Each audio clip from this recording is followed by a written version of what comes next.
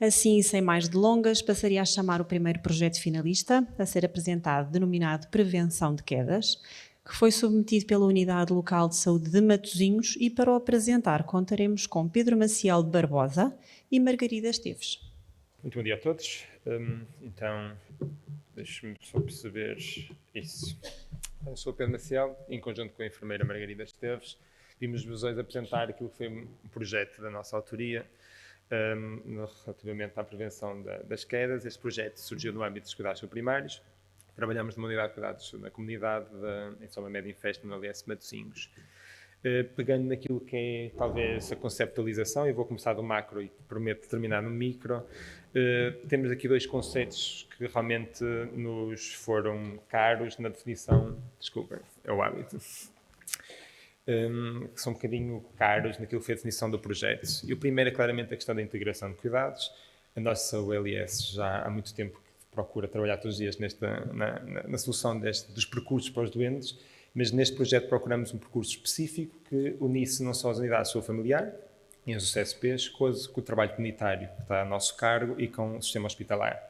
O segundo, diria, conceito base é a questão da resolutividade. Tem-se falado muito na questão da resolutividade nos cuidados primários, mas acreditamos que a resolutividade não passa apenas por acrescentar mais fruta à fruteira, ou seja, passa por encontrar soluções novas com os agentes que já lá estão, soluções de organização, de planeamento e, acima de tudo, de cuidados diferentes que nos permitam, com os mesmos recursos, fazer diferente.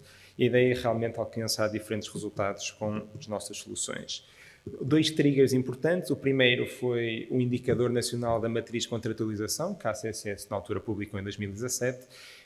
O indicador não era propriamente muito feliz na sua concepção, mas às vezes tem essa vantagem de nos colocar a pensar.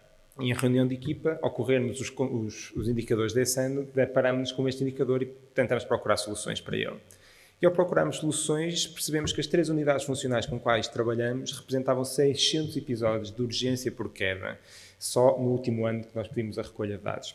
E estamos a falar de que as pessoas que têm uma queda e que entram no episódio de urgência são aquelas quedas realmente graves. Isto há uma subnotificação brutal, porque há uma série de quedas, milhares, que acontecem em ambiente domiciliar, porque não é tão grave, a pessoa nem procura cuidados agudos, por isso estamos a falar de um universo extremamente importante. Para além disso, há um trigger internacional de enquadramento, há documentos estratégicos da Comissão Europeia. Nós temos uma estratégia nacional que, infelizmente, não saiu do papel para o investimento ativo, em vigor, e temos a nossa matriz de contratualização específica para os cuidados primários, que reforça há vários anos a questão do envelhecimento ativo e saudável. Porque o envelhecimento ativo, isto é um bocadinho como uma prática centrada no utente, são aqueles termos conceptuais que às vezes já ficam tão redundantes de os repetirmos à exaustão, mas a verdade é que se olharmos para os números, Portugal em 50 anos não envelheceu meia dúzia. Estamos a falar de um paradigma, diria, assustador em termos demográficos. E às vezes colocamos as coisas nesta perspectiva há décadas, mas a verdade é que a variação ocorre anualmente. Ou seja, ano para ano, a variação não estamos a falar de decimal, estamos a falar de unidades. Em todos os concelhos de freguesias deste país envelhece. Claro que Bragança é sempre um exemplo típico, porque realmente representa o valor mais alto, mas percebemos que Coimbra, onde estamos, ou Matosinhos, onde trabalhamos, tem uma evolução exatamente igual e Portugal acompanha. Ou seja, há um investimento anual da nossa população e isto não é uma evolução, a maior parte das vezes, é um bocadinho como as alterações climáticas, que achamos sempre que vai acontecer, mas provavelmente não vai ser para nós a consequência. A demografia está a se alterar ontem e não é amanhã. Do ponto de vista das quedas, ela representa, em termos internacionais e europeus, a segunda causa de morte não intencional e as quedas são a causa predominante de admissão ao serviço de urgência em termos europeus. Em termos nacionais, representa o principal acidente doméstico nas pessoas mais velhas e a principal causa de morte acidental. 50% das quedas representam um episódio de internamento e, na faixa etária dos mais 70, representa 101% dos dailies perdidos. Então, o nosso projeto e o nosso programa. A ideia passa, então, por uma primeira entrada neste percurso de saúde da equipa de saúde familiar, seja médico-família e enfermeiro-família, e respondem a estas 3 perguntas, ou seja, ou melhor, colocam estas 3 perguntas à pessoa. Tão simples como perceber se teve algum episódio de queda nos últimos 12 meses, se sente instabilidade ou falta de equilíbrio, ou se tem medo de cair. Estes 3 fatores, aparentemente mais psicossociais, têm determinação na literatura de causalidade, ou seja, eles têm um OR que nos permitem perceber que, isoladamente, representam risco de queda. A partir daqui, e porque o tempo do médico de família em consulta é estrito, por isso só tem que responder, se der positivo uma destas perguntas, encaminha para nós e aí sim fazemos a estratificação do nível de risco. E fazemos-la com base na história clínica, na história das quedas e em 5 testes funcionais. É um cluster de testes que se fazem rapidamente em 5, 6 minutos, testes físicos que nos permitem estratificar o risco de queda. A estratificação ocorre então em 3 níveis. O primeiro nível é aquilo que a gente considera um risco baixo de queda, isso representa alguém que não caiu nos últimos 12 meses, mas que já sente alguma instabilidade, alguma apreensão quando caminha sozinho. O risco médio é alguém que já teve um episódio de queda e num daqueles 5 testes funcionais, como temos valores normativos para a população, ela está abaixo daquilo que são os cut-offs esperados. Mas ainda é aquela pessoa que ainda deambula, ainda vai à mercearia, ainda vai buscar o neto, ainda se envolve nas suas dinâmicas diárias em ambiente exterior. Depois temos o risco elevado, que é a pessoa que tem estas complicações, mas já nem sai de casa. A pessoa que teve um AVC, tem um Parkinson e que já está tão limitado que o seu ambiente diário é restrito ao seu ambiente domiciliário. Uma estratificação de risco responde a 2 objetivos principais. Primeiro, da fisiopatologia.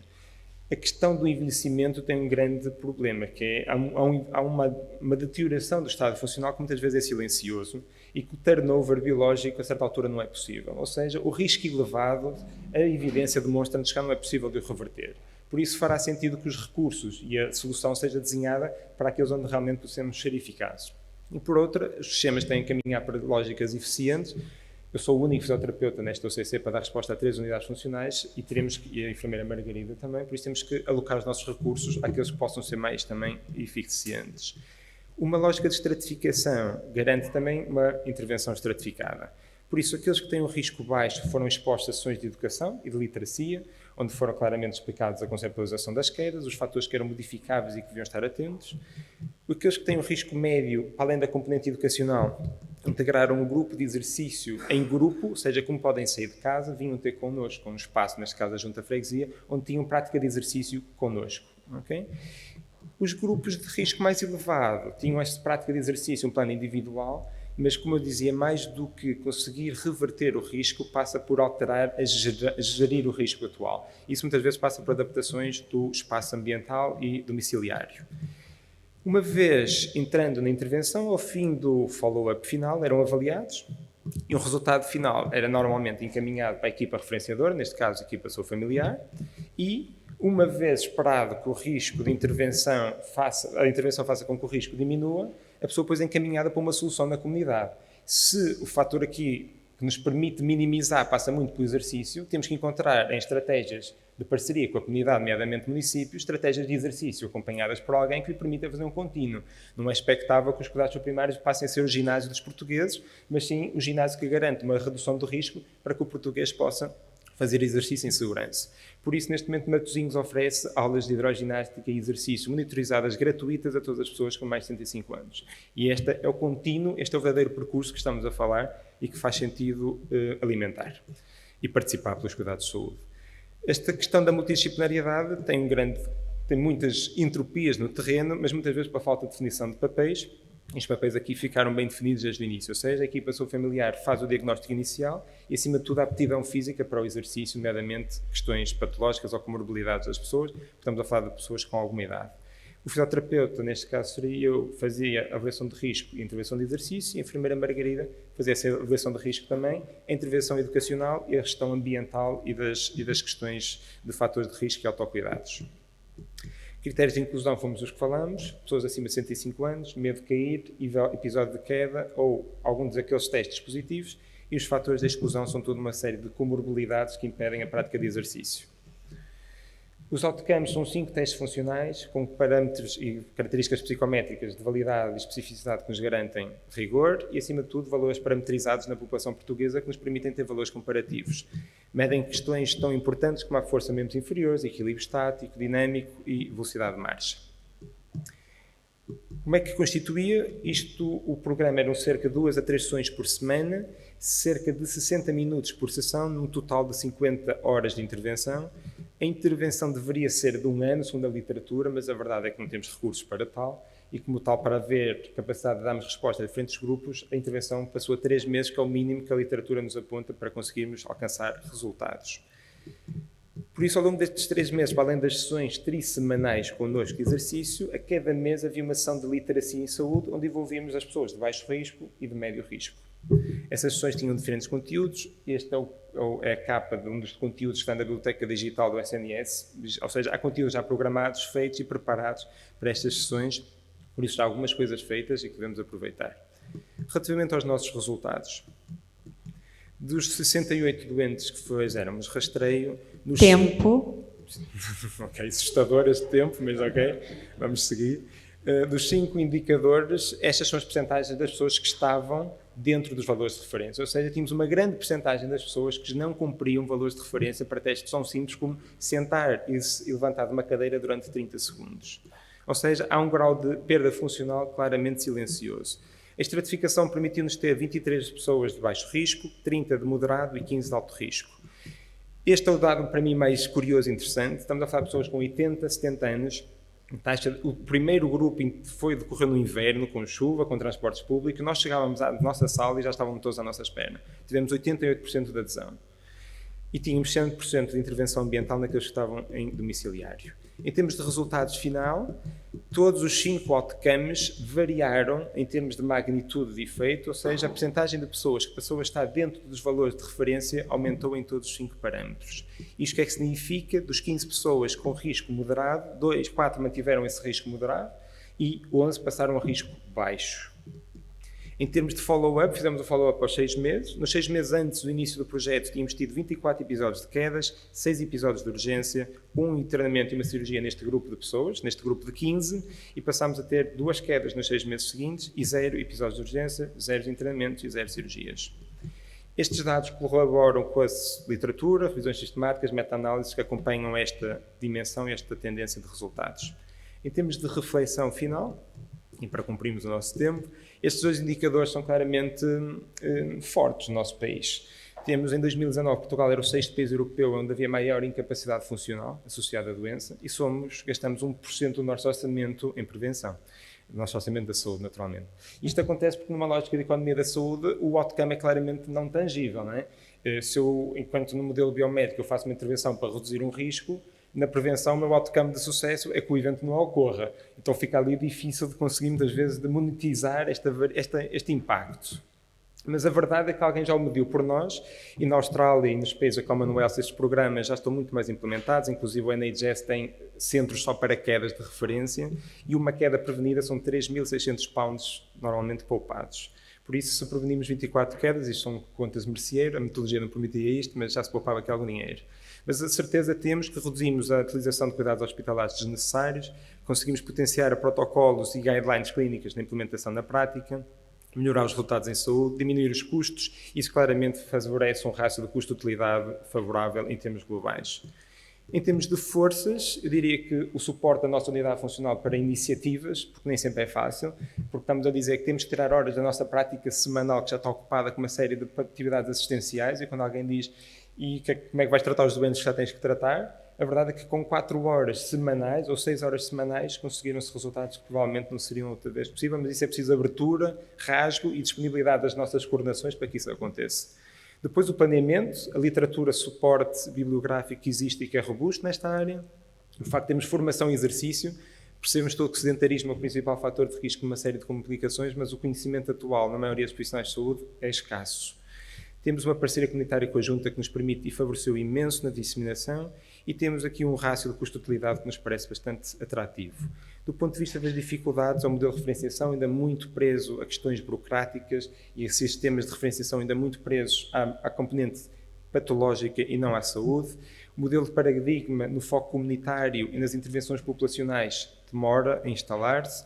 Provavelmente no futuro teremos que integrar a saúde mental e a nutrição para que haja realmente um projeto de intervenção na área da fragilidade. O idoso, com as suas sarcopenias, com os seus déficits cognitivos e com o déficit biológico, tem que ser trabalhado nas diferentes dimensões e há claramente uma falta de suporte porque a contratualização atual não traz qualquer benefício para projetos novos, não traz qualquer benefício para projetos de integração, não traz qualquer benefício para projetos de intervenção de base populacional. Isso tem que mudar. Estamos num ano em que, em 2022, o novo ICD-11, que é o nosso sistema de classificação de doenças, pela primeira vez na história, vai atribuir 2 códigos ao envelhecimento. Ou seja, estamos a olhar para o envelhecimento como uma doença. Nós hoje tentamos trazer aqui para convosco um exemplo de que o envelhecimento é normal, é natural e cabe aos profissionais e aos serviços de saúde encontrar soluções para lhe dar resposta. Por isso, despedimos-nos com uma parte das pessoas com quem tivemos a sorte de intervir, mas acima de tudo com a sugestão de que muitas vezes as soluções estão dentro das equipas, estão dentro dos serviços e que passa muito por nos conseguirmos também reinventar. Por isso, muito obrigado a todos e um bom dia e boa sorte aos restantes. Mas eu tinha aqui uma dúvida, é uma questão de forma. Eu não consegui perceber, vocês não têm parceria com portanto, quando referenciou ou quando referiu a hidroginástica, não há nenhum acordo ou nenhuma parceria entre a autarquia e o vosso projeto? A autarquia já tinha esta solução e o que nós fizemos foi articular com a empresa municipal gestora de exercício físico e perceber qual seria a melhor forma de podermos encaminhar os doentes, até porque se o doente vai para um programa destes em que é monitorizado por profissionais de exercício, nutricionistas, se o risco alterar, volta-nos a referenciar e faz o circuito inverso. A ideia foi perceber que uma solução que já existia e tentar colocá-la no percurso. Foi esta a parceria que se colocou de forma a que o circuito existe e a comunicação possa ser mais fácil assim. E, acima de tudo, avisámos a equipa, vamos encaminhar estes doentes, estiveram connosco, este é o historial. Ou seja, é esta partilha de informação que a maior parte das vezes não há.